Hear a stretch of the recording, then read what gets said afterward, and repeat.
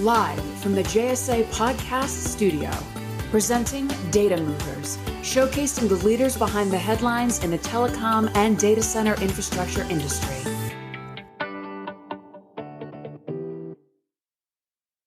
Hey everybody, welcome to Data Movers. I'm your host, Jamie Scotto-Cutaia, founder and CEO of JSA, along with my fabulous co-host, Mr. Evan Christel, top B2B social media influencer. Hey, Evan.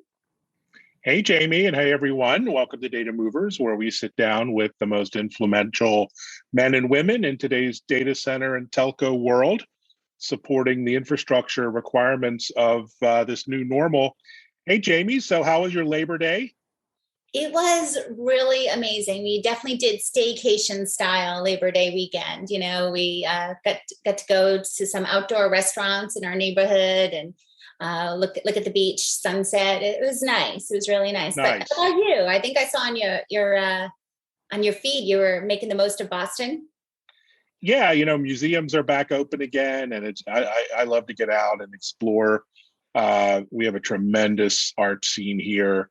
And after Labor Day, though, is traditionally when we really get back to work and our industry goes into high gear. The conference season begins. Everyone's focused on business, but this feels a little different. How about you? Yeah, it's, you know, the whole year is almost thrown off because ITW happened later. So we all just got back from ITW for those of the locals that participated on site. And we're all a little dubious, I would say.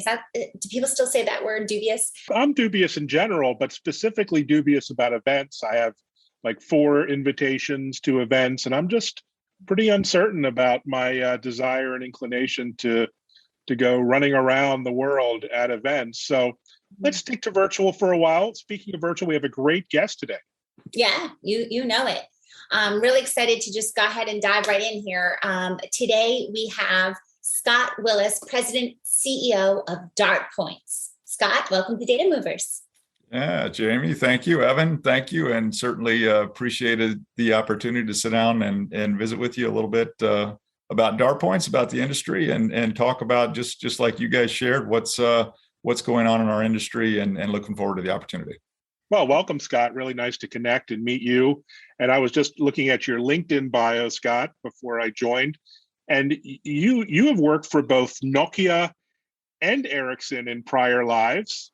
And I was really intrigued by that. What was it that was so attractive about Scandinavia? Listen, so those were first of all, let me start with those are world-class companies. Both of those organizations I absolutely appreciated the opportunity to be a part of.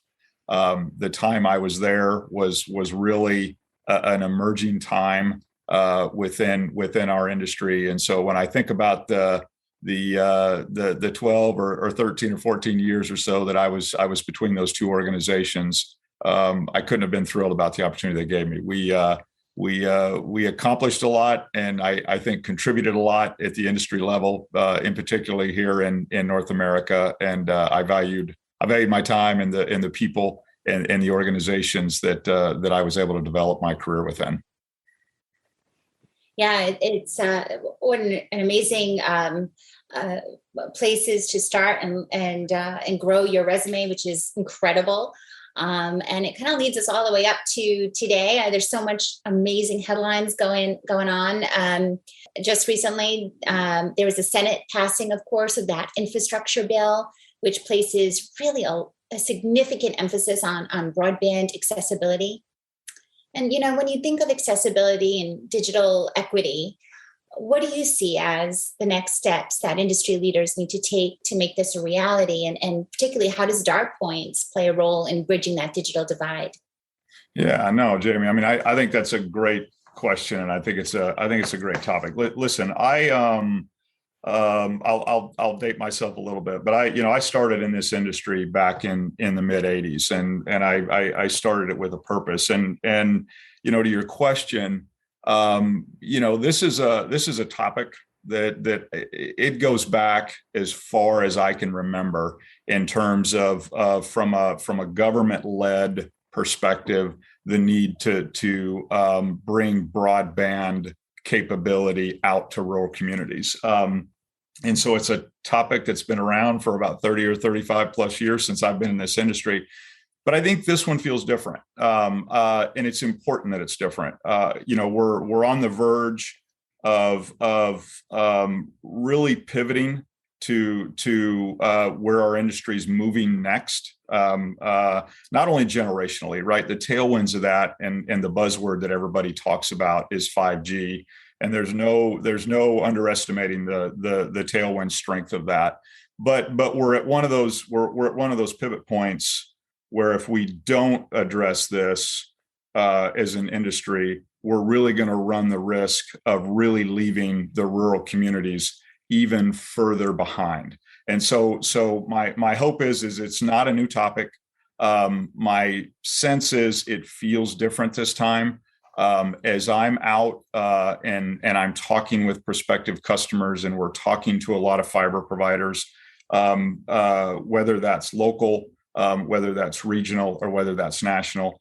This time it feels real. I am seeing steps where investment is really beginning to take place, and they're leveraging the funds that are available at the government level. So that's one. I hope this is the one that's going to enable it, because it's critical that as we talk about the future applications that really 5G is going to enable, we need to be able to bring those applications both to tier one, dense communities where there's hubs of center of influence where a lot of people live, and we need to be able to bring that same experience out to the rural communities and give those communities opportunities to attract organizations from an economic development perspective, which is really what this is all about. And that plays into our second piece. When you think about rural broadband, the first piece of that is we're a player in that, but we're not an enabler in that per se, right? That's really the fiber providers that are going to get out there and deploy the fiber, whether it's a wireless application that enables the rural broadband, or it's a physical fiber application that does it. That's an important piece. Where DartPoints comes in is we're the second equation to that I talked about. That's really bringing out the digital infrastructure that's going to bring content. It's going to allow, whether it's an individual or a private enterprise and organization that makes a digital request. We're going to be able to enable that in rural environments, underserved communities, which is how we tend to coin it. And we're going to be able to process, we're going to be able to compute, and we're going to be able to store that request on a very local level. And so when you think about that from economic terms, and you're in some of these underserved communities, you're now able to compete in a very cost-effective way and on the same level of performance as organizations, whether you're a private individual or you're a private enterprise that is in Chicago or Dallas or New York or LA, which are some of our primary hubs from a digital infrastructure perspective. So we're excited about that. And that's the role that DartPoints is going to play. It's really about enabling those types of solutions into communities that in many cases have that capability today. It's just an inferior capability, and it's at a higher cost point. So that's the way we look at rural broadband, and that's why we're excited about it. And my sense is we're at a different stage as an industry, and I see things happening that's going to address that. So I'm a total tech geek, and I was just watching a video before our call on this high density 2-phase liquid immersion cooling technology that you've just deployed at all of your data centers across the portfolio. It's like something from Star Trek, but it's actually real and here today. So give us a little background on this tech and why it's so groundbreaking for both, enterprises and providers. Yeah. So listen, Evan, thank you for the question. We're excited about this opportunity. I mean, we pride ourselves, I think, as an organization in innovation, right? We are at the very core of what we're doing. We're enabling technologies in a very, very different way, and in markets that really need it, that don't have it today. This is an extension of that, right? I look at it from two perspectives. So from the fundamental perspective, it's really about it's about enabling that capability, right? That high dense, high compute. So when you think about the use cases, you can pick it. Telemedicine, whether you think about telehealth, whether you think about artificial intelligence, gaming, autonomous vehicles, robotics around manufacturing. The list goes on and on. We all hear all of these use cases and these applications that 5G is again, when I talk about that tailwind that's going to enable. This is DartPoints' participation in enabling that, right? Many of those applications require highly dense environments that can deliver highly compute requirements and do it in a cost-effective and efficient way. And so when you think about our footprint and what we're actually deploying from a digital infrastructure perspective, I referenced earlier about those underserved communities. And as we target that sector of the market and really bring that capability into those underserved markets, delivering this in a footprint that we're attempting to deliver is a unique challenge, and it's a unique opportunity. And that's what this liquid immersion technology is all about. It's about delivering the power of dense computing in a smaller footprint, which is what we're deploying. We're not deploying big, large, multiple megawatt data centers in these communities, right? We're deploying that capability in a much smaller footprint. So the opportunity to bring, again, that same type of solution, that same type of compute capability into these markets and do it in a way that's cost effective and is efficient is something we're excited about. And then it also has the second piece of that.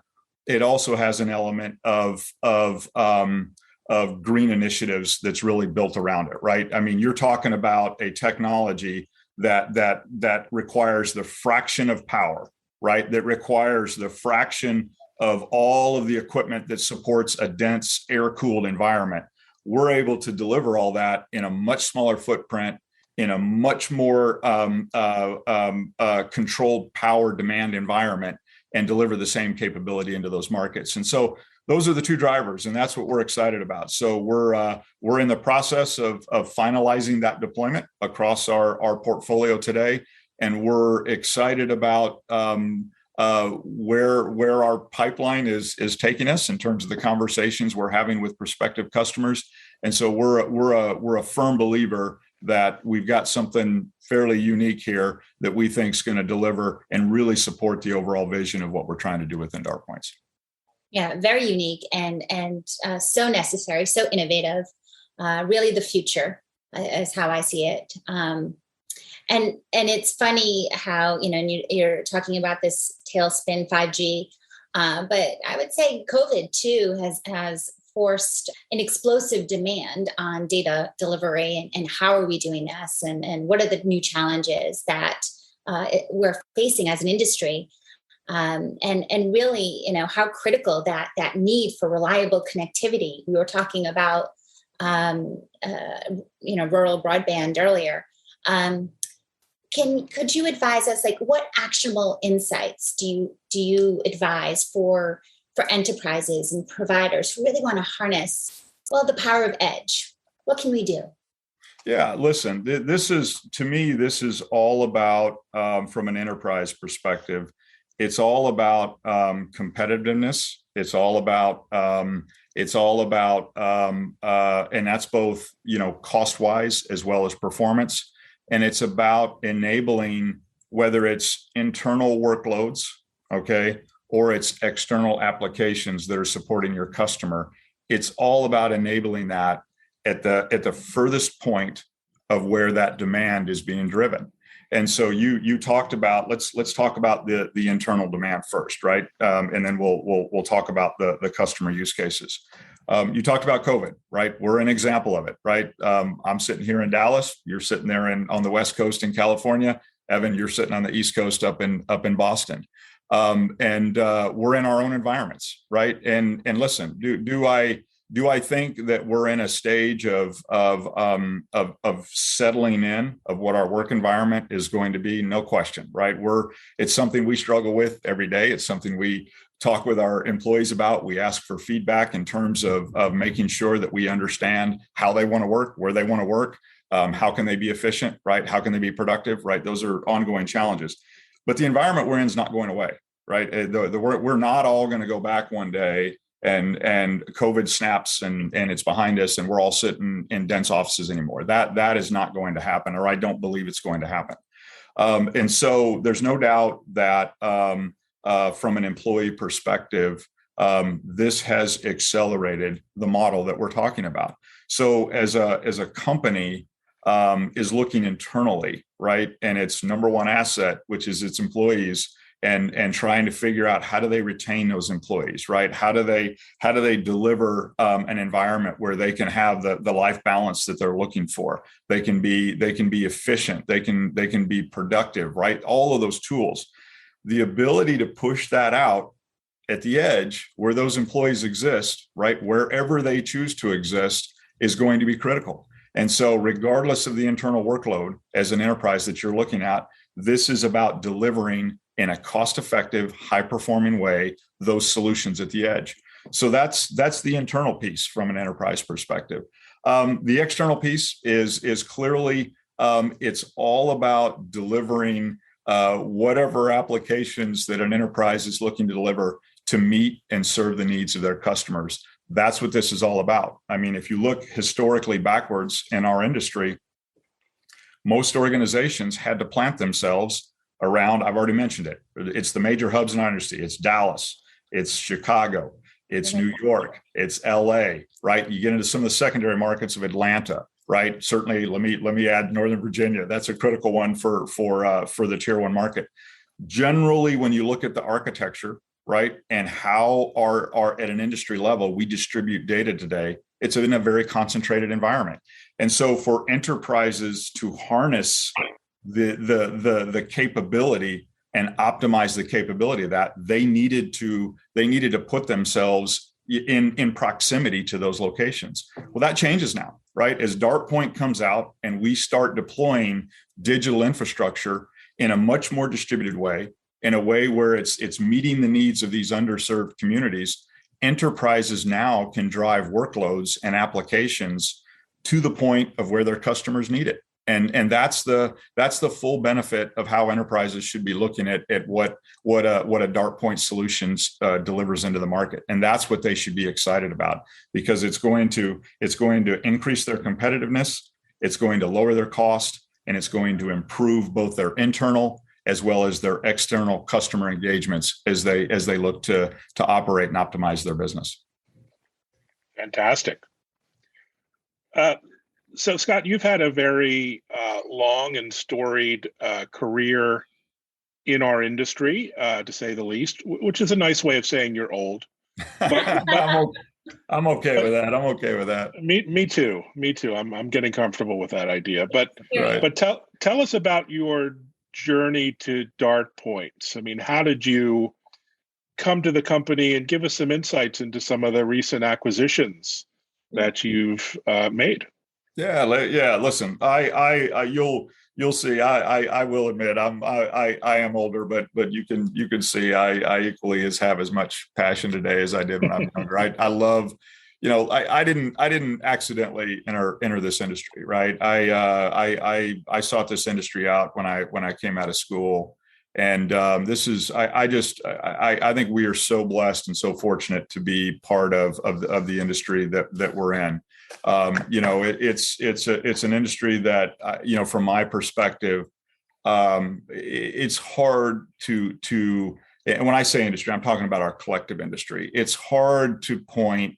There's certainly other industries that you can, but it's hard to point to one that has had more of a global impact on society than the communications industry. And I mean that collectively. When you think about where we were, when I came out of school, my roommate, he was a computer science, undergraduate, and he had a Commodore 64 computer that largely we played games on. And most people that are listening to this probably aren't even going to know what that is. Oh, it's classic. It is classic. And, my introduction to communications at that time was I had a class right on campus, and I literally did the coding in my room and sent it across a telephone line to a central VAX on campus and printed it out and took it to class. That was my introduction to. You are old. Jeez. I am very much dating myself. So when I think about that, I'm just thrilled to be a part of that, because we as an industry have had such an impact on people's lives in terms of just overall improving the way people live and society in general. So that's one. And then, two, listen, I kind of look at my career in three stages, right? Me being in the third stage. I mean, if I look at kind of my early days, it was really on a carrier side, right? And it was about telecommunications. I spent just under about 10 years at Sprint, which is where I started. And that was all about deploying fiber. That was all about deploying a long distance network, right, where we competed with MCI and AT&T and WorldCom and others, right? That was kind of the first stage. The second stage was really about some of the companies that you mentioned, and that's really where I transitioned from there into the wireless, sector, and had a great opportunity to really participate, I think, at a high level and contribute in the deployment of that side. I started out back when I was with Nokia, and they didn't really have much presence in North America, and Singular was really the driver, and they were going from TDMA to GSM, and really kind of their first deployment of 2G. And I rode that all the way through those years with Nokia and Ericsson, where I finished up with 4G. So had a great opportunity from the wireless side to have a real impact there and really build out some what is going to be the foundation for what we're ultimately going to realize economically from the full deployment of 5G today. And I feel good about participating in that. So when I came out of that process, it was really about, I as you said, I'm older, and you start reflecting, and I certainly have more years behind me professionally than I've got in front of me. And so you start thinking about, what do you want to do? And that's really where, the idea incubated, right? I got introduced through some colleagues that I'd had some past relationships with into Astra Capital. Astra Capital is the private equity firm that owns DartPoints, and we really built the investment thesis around this emerging market around edge, as the industry was really at a stage where this very centralized, dense distribution model was not sustainable. Right, as you look at data growth trajectory that's been happening for years in our industry, when you look at all of these future applications that are a little more latency sensitive, when you take a look at the true economic benefit that 5G is going to deliver our economy, right? None of that's going to be realized unless that digital infrastructure architecture and fabric, is what I like to call it, is deployed, right? That's the first enabler that allows all of that to be achieved. And so that's really what DartPoints is all about. It's about understanding what's going on in our industry. It's understanding where we are pivoting from a very centralized distribution model. And when I talk about distribution, I'm talking about digital distribution, into a much more distributed environment. And it's bringing use cases and applications out to the edge where customers demand that, and we can deliver compute, we can process it, and we can store it at the edge and deliver that same experience at the edge that we get in some of these more centralized markets. So that's what the DartPoints business model is all about. And so when I think about my career, and I think about what I wanted to do next, it's not a far stretch, right? It's in a different part of our industry, right? It's am I connected into the wireless sector? Yes. Am I directly connected? No. But there's certainly correlations. Probably the biggest connection you can draw from is it's about deployment, right? It's about enabling next generation technology, and I've certainly done a lot of that. And most recently, if you want to look at the last decade or decade and a half in the wireless side, that was about enabling early on cell sites and building cell towers and putting technology on cell towers. The latter part certainly involves some small cells and in-building deployment. So data center isn't a far cry from that, right? It is about deployment. It is about enabling an architecture layer that will create a new business model and will allow us to deliver use cases and applications and the ability to take advantage of the technology that is an industry that we're deploying. And so that's the way I think about it. So this is where I'm going to spend, kind of that third, that kind of third, if I break my career into three pieces, that third piece, and I'm excited about it. It's one when I draw back upon what we previously said that kind of drove me into this industry. This is one that really feeds into that, and it's about enabling a digital fabric that's just going to change the way that we as users, whether you're an individual user sitting in your home or whether you're an enterprise user driving applications down to your customer, it's going to dramatically change how we do business, and that's what I'm excited about. And tell us about, if I could, you recently acquired Immersion and Metro data centers. How did those support your vision and go to market?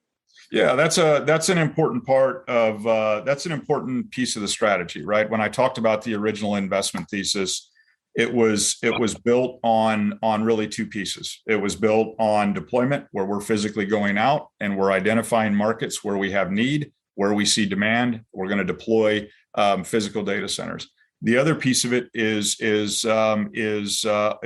acquisition. It's looking the way we think about acquisitions at DartPoints is we've done quite a bit of data analytics or data modeling in terms of trying to determine where we feel we see need in the market, in particular in the U.S. Domestic U.S. market, which is where we're focused today. If we identify an acquisition candidate that also matches down with the markets where we see need, that becomes an acquisition candidate, right? It accelerates us into a market. It accelerates us from a scale perspective, and it gives us a customer base that we can build around, and we can deploy quickly on top of the environment that they've already created, and really develop a hub and spoke strategy as you think about bringing interconnect and peering into those underserved markets.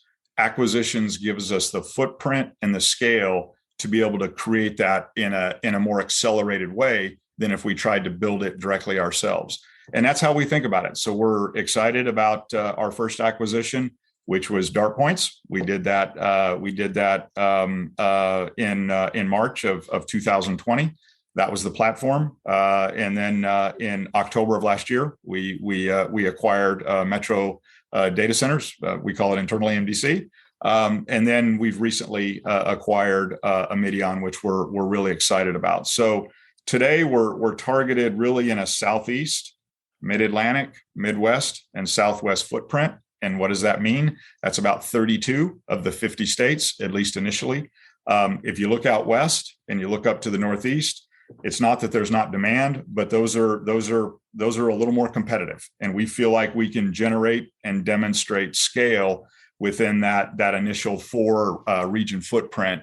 And so that's how we think about targeting acquisition candidates. So we're excited about it. You're at an emerging stage within our industry. So having enough scale to be able to go out and talk to content and CDN providers is important, right? Because 1 or 2 sites doesn't get them excited, right?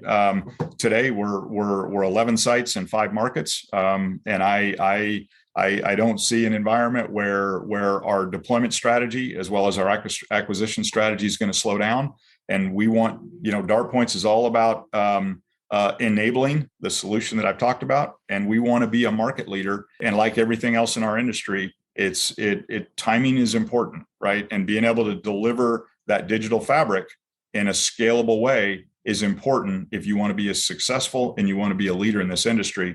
And we're very focused on that. And so that's how we think about acquisitions, and that's how we think about the market, and that's how we think about as we deploy our own data centers. So we're excited about that opportunity to continue to execute on that vision. Oh, it's a great vision, and you certainly have the team in place to make it happen. Very exciting time for you. And last question before we get to the rapid fire section, which I know our listeners love. But clearly you're a global leader in our communications industry. Do you have any senior level advice for leaders and executives like yourself who are really leading teams to success?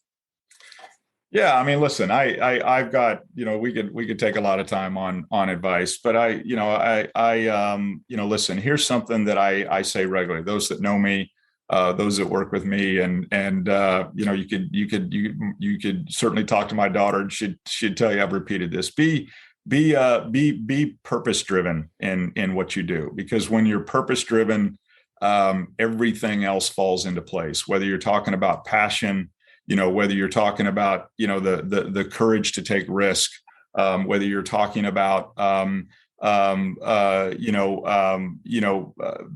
being that leader that people are drawn to, that people want to work for, that people want to come in and join what it is you're wanting to do and bring that into the market. If you're purpose driven, all the other things, fall into place.